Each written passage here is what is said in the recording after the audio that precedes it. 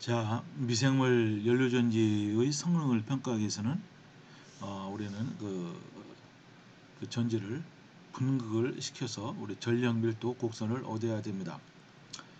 분극이라는 것은 외부의 이제 저항값을 바꿔가면서 어떻게 이 전압이 바뀌는지, 그것이 이제 이 전압 이 변화가 그 전류 밀도에 따라 어떻게 바뀌는지, 그래서 이 분극 곡선으로부터 우리가 전력 밀도 곡선을 얻어서 그 연료전지의 성능을 평가하고, 우리가 단위 면적이나 또는 단위 부피당 전력 밀도 곡선을 얻으면은 이제 서로 비교 평가할 수 있을 것입니다. 그래서 일반적으로는 외부 저항값을 바꿔가며 저항 양단의 전압을 측정합니다. 그럼 저항이 이제 외부 저항에 따라 달라지겠죠. 외부 저항이 매우 클 경우에는 전류가 거의 흐르지 않기 때문에 이때 최대의 전압이 얻어집니다. 이때를 OCV, 오픈 서킷 볼티지라 이렇게 이제 부르게 되는 거죠. 그래서 저항 값은 우리 알고 있는 값을 바꾸고 사용하고, 또 전압은 측정해서 얻기 때문에 그때 흐르는 전류는 이 오음의 법칙으로부터 구할 수가 있습니다.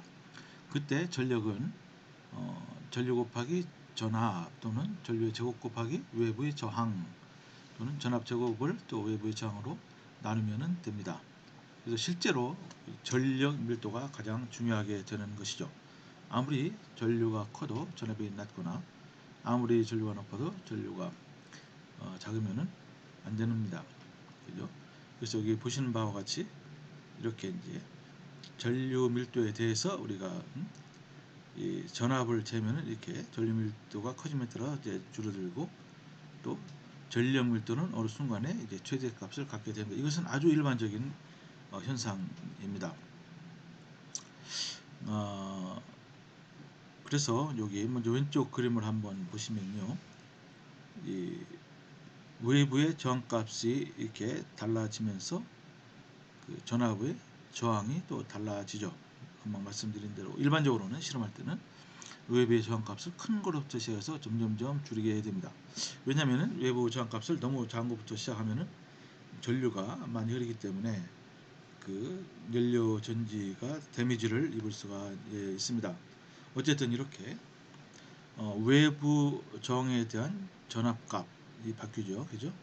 이것을 우리가 분극 곡선 이렇게, 또는 여기 오른쪽에 나와 있는 것처럼 전류에 따른 전압의 변화, 이렇게 처음에는 좀 급히 변했다가 나중에 만만하게 변하다가 나중에 약간 좀 급히 변하는, 이렇게 됩니다. 이것을 또 분극 곡선이다, 영어로 하면은 폴라라이제이션 커브다, 이렇게 여기 나왔죠. 이렇게 얘기할 수가 이제 있고요. 그것으로부터 우리가 파워 덴시티 커브를 우리가 구할 수가 이제 있습니다. 그런데 여기서 우리가 이제 전력값이 달라지면은 저항값이 전압값이 달라집니다.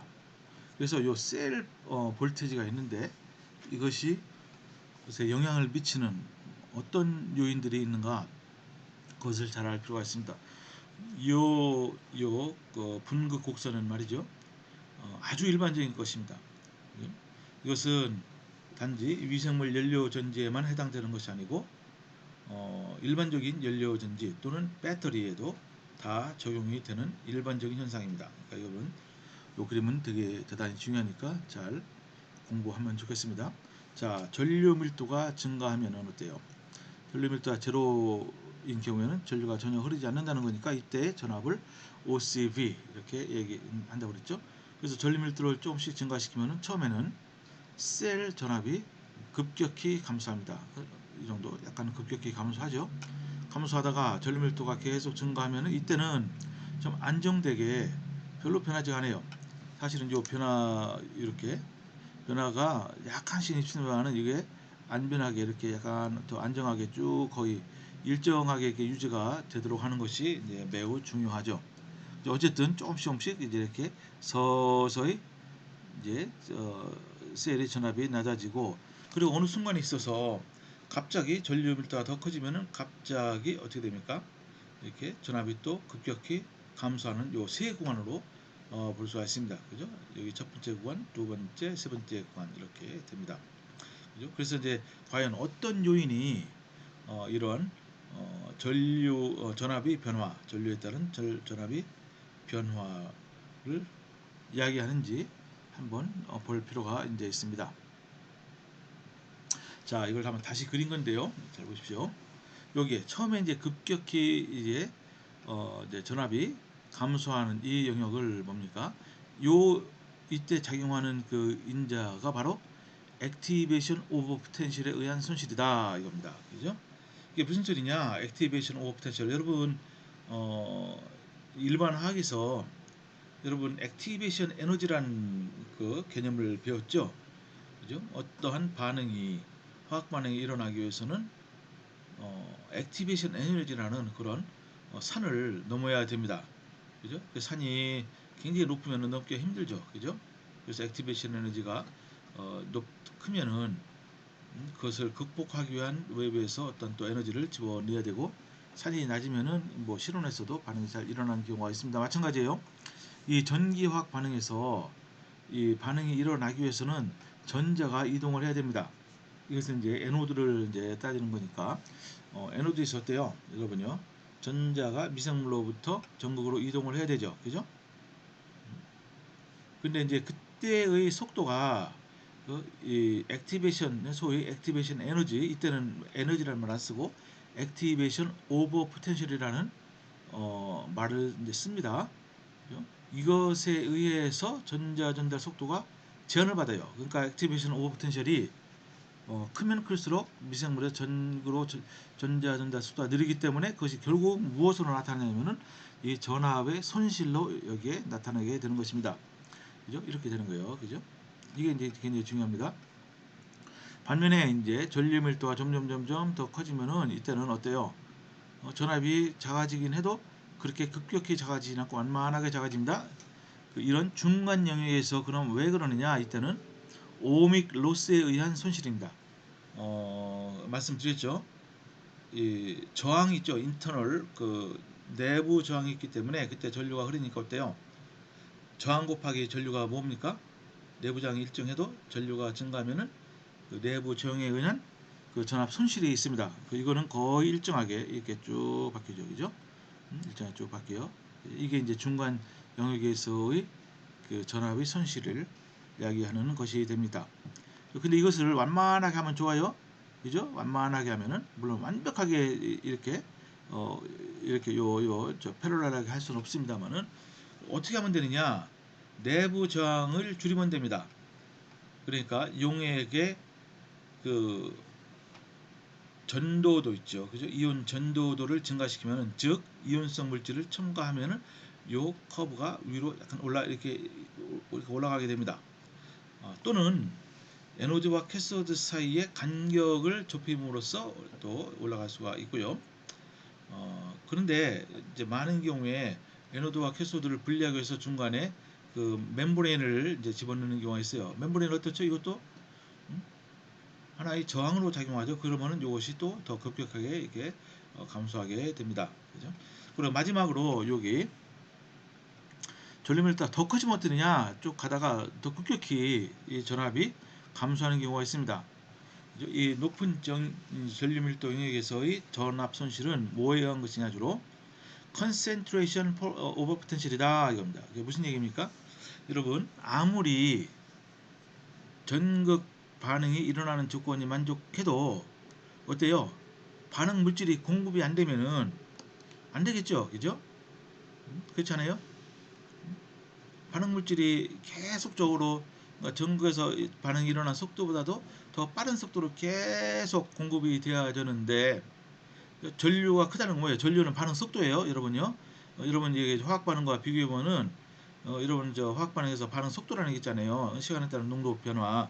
그것이 바로 전기화에서는 그냥 전류입니다. 전류. 그래서 전류는 반응 속도라고 볼 수 있어요. 그러니까 전류가 증가했다. 그럼 반응 속도가 커져요. 그러면은 그것을 충분히 감당할 수 있을 만큼의 반응물이 계속 이게 전국으로 공급이 돼야 됩니다. 근데 그렇지 못해요. 실제적으로. 그러니까 이때 그 결과가 뭘로 나타나느냐? 바로 전압의 급격한 감소로 나타납니다. 그죠?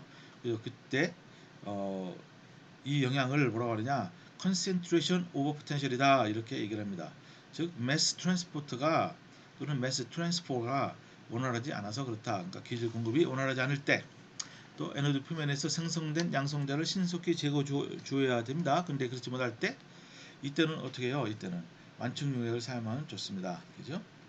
이런 것들이 여기에 논문에서 인용한 거예요. 자, 보세요. 그런데 잘 보시면은 이게 이런 현상이 꼭 에노드에서만 일어나는 게 아니에요. 캐소드에서도 일어납니다. 자, 보세요. 여기 캐소드에서 이렇게 처음에 이게 전류 밀도요. x축이 쭉 감소하다가 쭉 이렇게 급격히 감소하다 완만하게 감소하다 급격히 감소하죠. 그죠? 에노드에서는 어때요?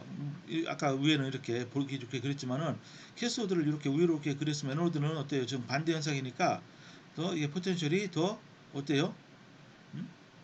0으로 가까이 가는 걸로 그려야겠죠. 그러니까 이게 쭉 증가하고 이게 그러니까 에노드 포텐이 감소한다는 겁니다. 이때 에노드는 왜냐하면 마이너스가 되면 될수록 좋은데 점점 좀 플러스로 됐다가 좀 완만하게 갔다 갑자기 이제 감소합니다. 그래서 어떠한 전류 밀도에서의 셀, 그죠? 그 셀의 전압은 얼마냐 이겁니다. 여기 요 차이예요, 차이. 요 캐소드와 에노드에서 차이, 요 전압이 그 전류 밀도에서의 셀 전위가 되는 것이요, 그죠? 예. 그래서 요거 각각을 구할 수 있어요. 근데 이제 많은 경우에 어떠냐면은 주로 이제 에노드 반응을 우리가 이제 고려하는 거죠, 그죠? 캐소드 근치반은 이게 캐소드 우리가 이거 측정할 수 있어요. 어떻게 하냐면은 우리가 반응을 시키면서 외부에 그 기준 전극을 하나를 꼽아요, 그죠? 그래서 반응 시키면서 그냥 재면 됩니다. 볼트미터로 에노드에 대해서 재고 캐소드에 대해서 재고 그러면 요 두 개 커브를 얻을 수 있어요, 그죠? 이건 아주 간단합니다. 그래서 이제 여기 이제 다시 한번 이렇게 뭐 얘기한 겁니다. 그냥 뭐 이제 왜 이걸 이러는지 모르겠지만은 어쨌든 이게 그럽니다. 그런데 여기서 요 위에 한번 그러니까 그림을 보면 말이죠. 이렇게 오믹 그 로스에 의한 여기 요 영역은 거의 직선이라고 그랬죠. 그래서 요 직선을 쭉 연장해서 전류가 제로일 때 이때 전압이 있어요. 이때 전압을 OCB하고 스타를 표시해서 이렇게 나타난다. 그죠? 그냥 한번 그것만 말씀 드립니다. 잘 보세요. 이게 왜 중요하냐면은 요게 여기 이렇게 쭉 한 게 우리가 내부 저항을 측정해야 돼요. 내부 저항. 내부 저항. 그러니까 이 연료전지 내부 저항. 내부 저항은 이저 기여하는 많은 요인이 있습니다. 용액의 저항이 사실을 제일 크게 기여하지만은 그것뿐만 아니고 전극 물질의 저항도 있어요. 그죠? 전극 물질. 어떤 물질을 쓰느냐. 그죠? 반도체 같은 거 쓰면 내부 저항이 커지겠죠. 그죠? 왜냐하면 저항이 크니까. 또는 멤브레인을 쓰면 또 내부 저항이 커집니다. 근데 그것을 통칭해서 내부 저항 구할 수 있어요. 예를 들어 어떤 용액이 있어요. 용액이 내부 저항을 어떻게 구합니까, 여러분요? 여러분 또 도체라면은 여러분 볼트미터 가지고서 그 전압 모드로 해놓고 그 프로브로 양쪽을 우리가 짚으면은 이 저항이 나오죠, 그죠? 저항 모드로 해놨을 경우에, 그죠? 근데 용액은 어떻게 해요? 용액의 저항을 어떻게 측정합니까? 물론 방법이 있죠. 뭘로 측정하면 직류는 안 돼요. 그러니까 이제 볼트미터로 이렇게 양쪽 프로브를 용액에다 담궈놓는다고 절대로 안 됩니다. 이건 원리적으로 안 되는 거예요. 그죠? 그럼 어떻게 하냐면은 AC 있죠? AC. 즉, 그 교류 신호를 보내줘야 됩니다. 그게 이제 측정하는 그 장치가 있어요. 컨덕토미터라고. 그죠? 근데 이제 그것을 사용하기 힘들 경우가 있어요. 전기학 실험하면서 그걸 측정해야 되는데 어떻게 측정하느냐? 여기는 적어도 뭐 한 뭐 너댓 가지가 계세요. 여기는 이제 지금 네 가지를 제가 보여드리는 건데 잘 보십시오. 금방 요 그림에서 보면은 요 내부장 여기 요 중간영역에서 쭉 전류에 따라 전압이 직선적으로 감소할 때 이게 바로 내부 저항에 의한 값이랬죠, 그죠? 그런 그래서 여기 보면은 여기 쭉 엑스트라폴레이션해서 여기 보면은 요 값이 있죠? 그게 52 스타예요. 그리고 여기서 이제 마이너스 기울기를 갖습니다. 그래서 이렇게 보세요. 여기 이 EMF는 OCB 여기 스타하고 마이너스 IR 이때 이제 저항이 인터널 레지스턴스다. 그래서 여러분들이 요 커브만 구하면은 여기서 직선되는 영역을 찾아서 요 기울기만 구하면 돼요. 그죠? 여기는 전압이고 y축은 x는 전류니까 그 기울기가 바로 저항이 되는데 그 저항이 바로 내부 저항이다. 그렇게 아주 간단하게 구할 수가 있습니다. 또는 잘 보십시오. 파워 덴시티 피크 메서드라고 해서 잘 보십시오. 다시 한번 더 앞으로 좀 가보겠어요. 여기 보시면은 여기 있잖아요. 여기 요 내부 저항이 있어요. 이건 어때요 이게? 파워가 내부 저항과 외부 저항이 같을 때, 그죠? 이것이 같을 때 최대의 전력 밀도가 얻어지죠, 그죠? 그게 무슨 얘기냐? 그러면은 여러분 요 파워 덴시티 커브를 구하는 거예요, 그죠? 그때 요 최대의 이 전력을 주기 위한 여기는 커런트인데 이것을 저항으로 우리가 바꿀 수가 있어요, 그죠? 이때 전압이 있으니까 그때의 외부 저항값이 바로 내부 저항값과 같다, 그죠? 예, 그런 방법을 통해서도 구할 수 있어요. 즉 여기 파워 덴시티 커브를 구한 다음에 각 피크를 이룰 때 그때의 외부 저항이 얼마냐? 그게 바로 내부 저항이 된다. 이런 겁니다. 그죠? 또 하나는 이게 이제 아주 굉장히 이제 뭐 비싼 기기가 필요한데 그렇지만 내부 저항뿐만 아니고 뭐 여러 가지 아주 중요한 정보를 얻을 수 있는 것이 말이죠. 이거요. 이거에 대해서 이제 곧 좀 깊이 있게 설명할 겁니다. 일렉트로케미컬 임피던스 스펙트로스코피라는 이런 테크닉이 있어요. 줄여서 EIS라고 합니다. 이게 뭐냐면은 우리가 이제 교류를 이용한 겁니다. 교류. 근데 교류를 이 직류에다가 얹어서 이게 딱 그 저 전극에다 보내는 거예요. 그죠? 이게 직류 플러스 교류. 이제 교류는 굉장히 이 작은 이 전압입니다. 그러니까 어느 정도 작냐면은 한 몇 밀리볼트, 한 5밀리볼트 정도. 그리고 이 저 교류의 그 저거를 바꾸는 겁니다. 뭘로 바꾸냐면은 이 주파수를 바꿔요. 즉 1메가헤르츠부터 한 1밀리헤르츠, 그죠? 1밀리헤르츠까지 사람은 되게 안 갑니다. 이때의 그죠? 주파수를 바꿔가면서 얻어요. 임피던스를 얻습니다. 여러분 임피던스라는 것은 좀 이따 나오겠지만은 저항과 똑같은 개념이에요. 그죠? 저항은 그 단위도 오음입니다. 오음. 그런데 임피던스하고 저항하고 뭐가 다르냐? 임피던스는 주파수가 달라지면은 달라지는 저항을 일반적으로 임피던스라 이렇게 얘기합니다. 우리가 보통 얘기할 때 저항은 주파수가 달라진다고 저항값이 다 달라지냐면 안 달라져 일반적으로, 그죠?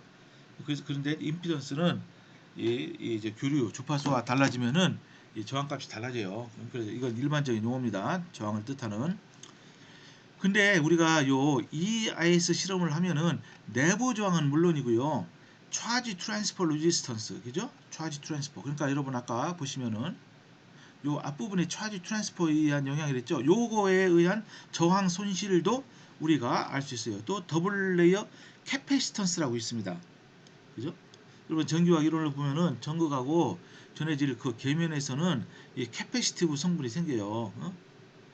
이제 그것을 이용해서 이제 슈퍼 캐패시터도 만들고 그러는데 어쨌든 내부 저항뿐만 아니고 이런 아주 굉장히 유용한 정보도 얻을 수가 있다 이겁니다. 그죠? 그리고 마지막으로 내부 저항 측정하는 방법 중에 커런트 인터럽트 메소드가 있어요.